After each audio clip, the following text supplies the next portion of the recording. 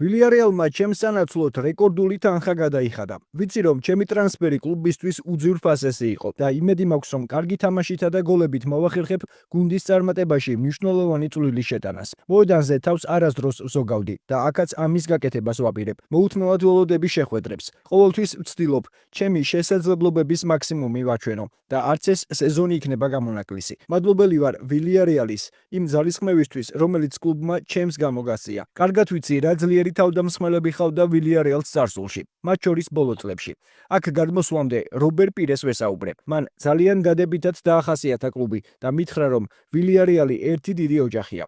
ვფიქრობ, ჩემი საფეხბურთო თვისებები ესპანურ ფეხბურთში გამომადგება. ბავშვობიდან ვადევნებდი თვალს ესპანეთის ჩემპიონატს და ვოცნებობდი ოდეს მე აქ მეთამაშა. იმის გათვალისწინებით თუ როგორი შემადგენლობა გვყავს ამ სეზონში, ვფიქრობ ყველაფერი კარგად იქნება.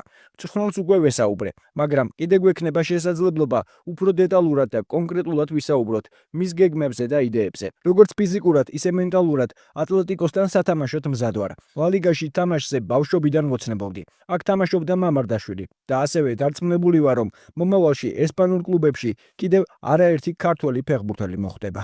შეგახსენებთ რომ ვილიარეალს ლა ლიგის სამ ტურში 7 ქულა აქვს და მომდევნო შეხვედრას 13 სექტემბერს სტუმრად მადრიდის ატლეტიკოსთან გამართავს. იმედია რომ გიორგის დებიუტი სწორედ ამ შეხვედრაში შედგება. აქვე შეგახსენებთ იმასაც რომ გიორგი მიქაუტაძე ვილიარეალთან ერთად ჩემპიონთა ლიგაზეც ითამაშებს.